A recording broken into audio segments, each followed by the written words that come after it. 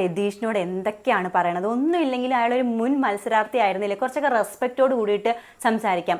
ആദ്യത്തെ ഒരു വീക്കിൽ അദ്ദേഹം ഔട്ടായിപ്പോയി, വോട്ട് കുറവായതുകൊണ്ട് എന്ന് പറയുന്നു എന്ന് കരുതിയിട്ട് അയാളെ മാക്സിമം ഇറിറ്റേറ്റ് ചെയ്തുകൊണ്ടിരിക്കുന്നത്. ഒരു ഗസ്റ്റാന്ന് പറഞ്ഞിട്ട് പോലും ജാസ്മിൻ പറയുന്ന ഓരോ കാരണങ്ങൾ, ആ ഒരു ജിൻഡോയ്ക്കും നോറയ്ക്കും കൊടുത്ത ആ ഒരു ടാസ്ക്, കൈ കെട്ടിക്കൊണ്ടിരിക്കുന്ന ടാസ്ക്, അപ്പോൾ ജാസ്മിൻ ഇഷ്ടപ്പെട്ടില്ല. കാരണം നോറയ്ക്കൊക്കെ ഒരു കഴിവ് തെളിയിക്കാൻ, അല്ലെങ്കിൽ നോറയ്ക്ക് കുറച്ച് സ്ക്രീൻ സ്പേസ് കിട്ടുന്ന, അല്ലെങ്കിൽ കുറച്ച് കോണ്ടന്റ് ഉണ്ടാക്കാൻ പറ്റുന്ന ഒരു സംഭവം കൊടുത്തല്ലോ. ജാസ്മിൻ അല്ലല്ലോ അത് കൊടുത്തത്.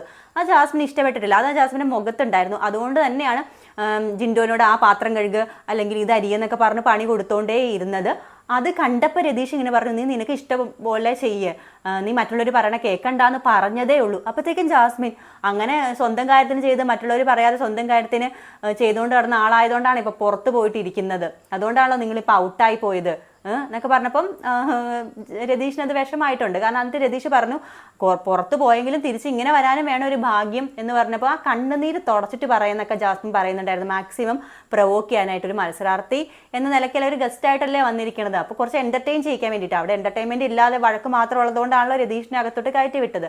അപ്പോൾ അത് ജാസ്മിൻ അങ്ങനെയൊന്നും പറഞ്ഞ് ഇറിറ്റേറ്റ് ചെയ്യണ്ടായിരുന്നു എനിക്ക് തോന്നി. അതുപോലെ തന്നെ മറ്റേ കാല് പൊക്കി വെച്ചിട്ട് തലയിൽ മണി കൊടുത്ത ആ ഒരു ടാസ്കിൽ ഈ നോറ കാല് ഇങ്ങനെ വെച്ചു എന്നും പറഞ്ഞിട്ട് ജാസ്മിൻ വഴക്കുണ്ടാക്കുന്നുണ്ട്. കാരണം നോറ ജയിക്കുന്ന ജാസ്മിൻ ഇഷ്ടമല്ല എന്ന് തന്നെ കാരണം.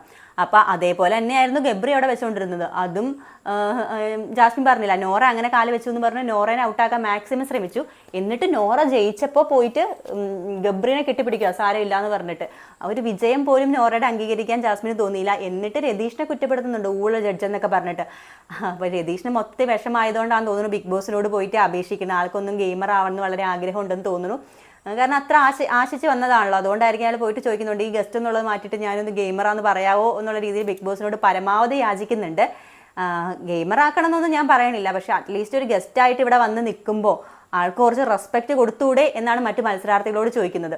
അതിൻ്റെ ജാസ്മിൻ്റെ കൂട്ടുപിടിച്ചുകൊണ്ട് റസ്മിൻ പറയുന്നുണ്ട്, നിർത്തിക്കോ കൂടിപ്പോയാൽ 2 ദിവസം കൂടെ നിങ്ങളിവിടെ കാണുള്ളൂ ഇങ്ങനെയാണെങ്കിൽ എന്ന് പറഞ്ഞ് ഭീഷണിപ്പെടുത്തുന്നുണ്ട്. റസ്മിനോട് അത് തന്നെയാണ് പറയാനുള്ളത്.